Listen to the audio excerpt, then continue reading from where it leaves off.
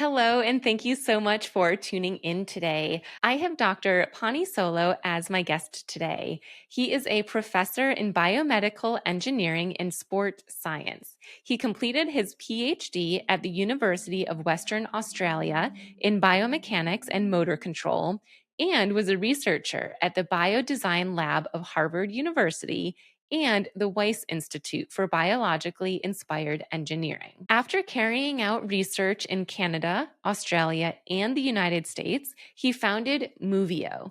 The company is producing Exoband, the most lightweight wearable device ever made to help people walk better. On today's episode, we talk about what the Exoband is, how it works, and who it's for. If you're someone who has difficulty lifting your leg as you're walking, you're going to want to listen in.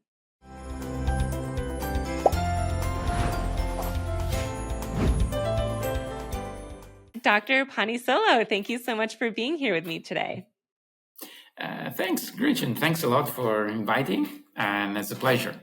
Absolutely. I'm really excited to dive into our topic because we're going to be discussing an aid that can help with lifting your leg, which is one of the most common weaknesses and symptoms that my clients with MS experience. But before we dive in, is it okay if I ask you a question from my interview deck? Sure thing. All right, I'm just going to shuffle over here. This is a fresh deck. You're my first person to get a question from this deck. It's an honor. Thank you. All right, your question is, what was the most memorable class you've ever taken in school or college? That's a while ago, so that's why I have to think a bit, right? Because that wasn't really like a couple of weeks ago. It was like a bit more. So I will say something about physics class, and it probably also shaped what I've been doing after, because eventually after high school, I decided to enroll into engineering. So physics was definitely something interesting, putting the numbers together to understand how our reality works, basically. It was an interesting one. I like that. That's a good answer. I had to take physics. It was like physics 1 and physics 2 as prerequisites to get into physical therapy school. And I remember being very overwhelmed, but also thinking it was like super interesting. But it was a lot of information, a lot of specifics. Awesome. All right. Well, let's go ahead and dive in. So, assuming most people might not know who you are, can you first just explain who you are and what kind of brought you to the point that you're at now where you have this aid that can help with hip mobility? As I anticipated before, I'm an engineer. Specifically, I'm a biomedical engineer, since I always want to apply science to build something that could be helpful for people. This was a long lasting desire, really, when I enrolled first year biomedical engineering. That's what I want to do. And I put some time to develop knowledge, to understand basically how people walk. So I have a PhD in biomechanics and motor control. I'm an academic myself. I've been working as a researcher and as a professor, both in Italy, in Canada, in Australia, United States. I've been doing quite a bit of academic work. And then at a certain point, I felt the need to transition from academia to build a device that can help people. And is there anything that led you in that direction? Versus, I mean, there's so many different areas that you could have gone into. Is there any personal experience or something that led you to want to help people with walking specifically? So I really think that walking is underrated, because we normally always I feel that I'm a fairly active person. I like to walk, I like to go around and stuff like that. And luckily I've always been in good shape, but I always thought that we kind of give this for granted. It's almost like breathing. We breathe and we know that we breathe, right? Or our heart beats and then it beats. But then when people struggle with walking for several reasons, I always thought that this could be like a pretty big limitation. Because first thing in the morning, we put the foot down from the bed and we start doing things. And I see walking as a social thing. We go and we meet friends, we meet family, and we walk to them. Or it could be something that's related to go to work. So it's really enabling us to do many, many things. So from my point of view, I don't really have any personal story associated with that, but it was always like linked with the exploration of the world and going around. And it's like, okay, so I think a person that doesn't walk very well might have kind of big limitations. So is there something I can do to help them? And that's how everything started. I like that. That's such a true representation of walking, that it is a very social thing. And that if you're unable to walk, then it often does lead to isolation. So, you developed a tool that can help with walking. It's called the Exoband. Can you explain, especially because this is mostly where people will be listening from the podcast, can you explain what it looks like and how it works? Yes. So being an academic, while I was at university, I was working on some project related with exoskeleton, so assistive device that can help people to walk.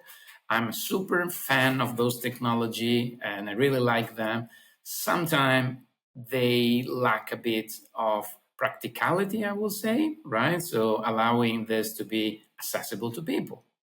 As such, I start to get into this to see what's out there. We'll see what we can do to that's not existing and stuff like this. So we basically come up with my desire was having a device that's super, super simple. So you really don't on and don't off in a few seconds, not much time. At the same time, effective because we need to improve things. We need to build things that can improve our lives. And then the third, but not the least point, something that could be accessible also for other people. Sometimes people see technology when they just came out, they're like super expensive and not really accessible to a lot of people, only few that can afford them, basically. So the old device is following those principles that guide us through all the designing and the different stages of the process. It has a waist belt and two thigh parts. It's basically composed of textiles. So this makes the old device very, very lightweight. And there's a sort of elastic spring that connects the thigh part to the waist belt, allowing the person basically to move the leg forward when the spring recoils. The nice thing is indeed the device doesn't have any motor, batteries, power, nothing like that. It's totally passive. Yes, and I've actually been able to try this out because you sent me one, and I really appreciate that because it's really cool to be able to feel that coil that you talked about where when it recoils and it springs up, you can really feel the assistance when your leg is moving from an extended position to this forward position. And one thing that I really like is that I don't know if I'm going to get the right terminology, but the piece that attaches from the waist belt down to the thigh strap can be shifted based on where you need it to lift. And so if you need it to be shifted towards the center, like more of the inner thigh or the outer thigh, it can move, which I think is really great. It's such a personalized way for each person to use it in whatever way serves them best based on what their current strength or weakness and tightness or flexibility is like. That's something that I haven't seen before. Appreciate that. The device we send you is a device that is currently available, basically. And it comes through several iterations, I will say. Before launching the device on the market, we did 10 different prototypes. And Wow. every time we had a prototype, we try on it on so many people that volunteer for trying, both patient and clinician as well, to give their, medical feedback. Then we launched the device in 2020 in Italy. That's where everything started. And after 2 years on the market in 2022, we still improve other aspects like the wearability or adjustability, some of the things you mentioned before. So to make it even better and also like to always try to put our user at the center. We want them to tell us how they want things. Absolutely. Can you share the other customizable pieces of the Exoband? Because I know that's just one of several different ones. Yeah. So the device comes in different sizes. We have sizes for waist belt and for thigh parts that just based on the circumference of the thigh and of the pelvis, basically. Providing the fact that two people have the same size, let's say they both were a medium, one, the customization is indeed what you were saying before. So the line of action of the spring and how this can pull basically for more medial position or more lateral position to allow for some adjustment. And another big one is actually how much is pulling. So this pulling force that's generated by the spring can be adjusted with a ratchet mechanism, kind of same concept of rollers, for example, or ski boots where it connects like that. And people can have a different level of pulling force, so assistance from a left to right leg, for example, if there's a need to help one leg more than another one, or also within maybe the same day or within different days. People say, oh, today maybe I feel more tired, then eventually I can have a bit of extra force, for example. Yeah, I love that. And because one thing that a lot of my patients struggle with is they might have enough energy and strength in the morning and maybe early afternoon, but later in the day is when they need that assistance. So it's cool that you can just have it on very little or essentially no pull when you don't need it and then use it when you do. I thought that was a brilliant concept. Thanks, and thanks a lot for this comment. Because one nice thing that I can add, just to quote this, some of the first studies we did were about metabolic cost, so the energy that people normally use while they walk, and how much energy they use while they wear our system. And especially for people with MS, we know that getting the fatigue is an effect. It's something they need to be mindful of, and is limiting their walk. So we measure that using our device, they can actually reduce the energy they normally use while walking. So, do you know, this might be a hard question to answer, but do you know what amount of strength is needed in order for this to be effective? Like, would this work if someone has zero strength and it will essentially lift the leg for them? Or do they need to have some strength? How might someone determine if this would be a good fit for them? People need to be able to stand up by themselves, and also like to move the feet, to be able to accomplish some steps, right? We have several level of impairment. So we have people, for example, that don't normally use assistive devices, and they might be maybe in an earlier stage of their disease, but they still get fatigue late, quite early. They have an earlier onset of fatigue. So eventually for them it's helpful because they can walk using less energy, as we were mentioning before.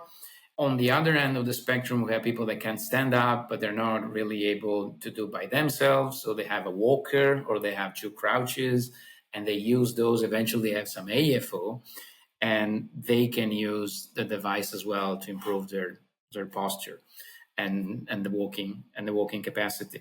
It depends. We have those kind of people that we can help. It also, how much force depends how much weight. If a person is very heavy, or is it more a lightweight person, doesn't need much strength basically to move the leg forward. The device itself is able to provide an assistive force of 9 kilos. Right, right.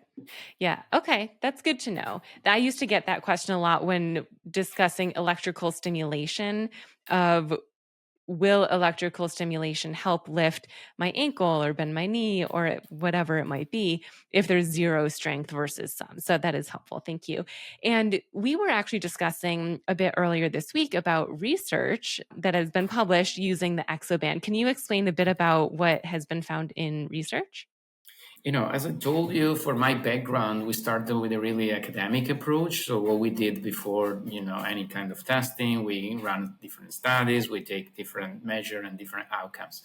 So to summarize, we have, I think to date, like 7 or 8 papers published, and they are all free available on our website. We have more papers in press. Science takes a bit of time, so I can anticipate some of the results because we already conducted the study and we have the numbers, although it's not published yet, so it might come in the next month. But one of the things we saw is basically that wearing the waist belt has a sort of proprioceptive effect on the pelvis level. And we measure people walking with a more stable trunk because of that. The fact you have this spring, this pulling force at the thigh level, is, although there's nothing at the distal level, but it's more proximal level, is also helping people to toe clearance, and so to reduce the foot shuffling. So ultimately, those kinds basically of improvement of gait optimization, if we can say that, leads to reduce metabolic cost, right? So what we were anticipating before, people use less energy while they walk. As such, they are able to walk for longer distances and a bit faster. If you like, I can add some numbers, for example, to this. So some of our studies show an average increase in walking speed of around 15% Wow. compared to not using the device Right. after, I think, just 4 or 5 weeks of the use of the device a couple of times per week. Then of course it depends on the severity of the pathology, it depends how much the person walk by him or herself. So results depend on where is your starting point, basically, and also how often you use it. One of the nice thing I want to stress, the device is passive, so we're not putting a motor to people's legs. So in order to be effective, people need to walk as well. So, is this a device where it could be used with exercises to strengthen the hip flexors so that you wouldn't always need it? Or is it more so meant to just be worn anytime that you're going for a walk? So we have a bit of both the cases. So in some cases, people use it, and then they were able to strengthen, for example, their leg muscles, and ultimately, at a certain point, they don't use it anymore. We saw this in a specific study we did in collaboration with the rehabilitation center. People were attending the rehabilitation center for 10 sessions across 5 weeks. And then they had the same group doing the same protocol by using the device on top. So people that rehabilitate using the device at the end of the rehabilitation protocol had a walking speed, a baseline that was faster from the other one. Mm, So, also without using the device anymore. So right. this is definitely something in line with what you mentioned before. On the other hand, a lot of our users have neurodegenerative disease. So unfortunately, the disease is not in our favor, is actually making people every day slightly worse. So as such, our device is just trying in those cases to slow down the progression. One thing that I like that you said is the gait optimization, that even though this specific tool sits for more proximal, more at the hips and the thighs, it still helped people feel more balanced and helped with foot clearance, because that too is another really difficult symptom for a lot of people with MS, is that foot drop. So having more foot clearance just because your hip is moving more is an awesome side effect. Yeah, thank you. And, great. If that could help, on our website we also post video of people walking with the device. So very often we get people contacting us, and it's like, oh, I walk exactly like the lady of that video. So I think if that's the kind of, because we have comparative videos with people walking at the baseline gaits, basically how they normally walk, and walking with our device. And so if people say, okay, that's the kind of improvement I can also achieve, right? So Mhm. if that's in line with the expectation, we can provide that. Awesome. And can you share the website link so that if someone does want to go check it out and see what it looks like, see those videos, they know where to go? Sure. The website is moviewalks.com. Awesome. Yes, I'll include that in the show notes. So if you want to click on that, it'll be nice and easy. And can you share again which countries this is available in? We're an Italian company, and probably everybody got this from my accent, regardless of all the years spent overseas. But the device was initially available in Italy. At the moment, is available in the European Union, including UK, United States, and Australia. We, of course, have planned for expansion in other countries as well next year, but this is where at the moment we are available. Awesome. Thank you. And you guys are also on social media, if I'm not mistaken. I believe Instagram, Facebook, and LinkedIn. Can you share the name that people can find you there if they prefer looking at that account? Sure. Thanks a lot. That's also like very, very, I think, very valuable to mention, because in some of those, we keep posting testimonial and videos as well. So also, if people want to know more, they can go there. All the accounts are within the at Movie or Walks. Awesome. And I will link those as well, just so that they're easy. And for those that would like the spelling, it's move, like we're going to go on a move. Move O walks. Movio is how it's pronounced, though. Awesome. Well, thank you so much for sharing your tool with us. I think this is something that can be really helpful, of course, for people with MS, but really anyone who has difficulty lifting their leg. And maybe that's one of the most challenging components of walking for them. So I really appreciate this tool. It's unlike anything else that I've ever seen, especially just with the hip and knee or hip and thigh straps. So I'm excited for other people to check it out and see if it's a good fit for them. But thank you so much for joining us and sharing it with us. Thanks a lot. It was a pleasure, and ciao.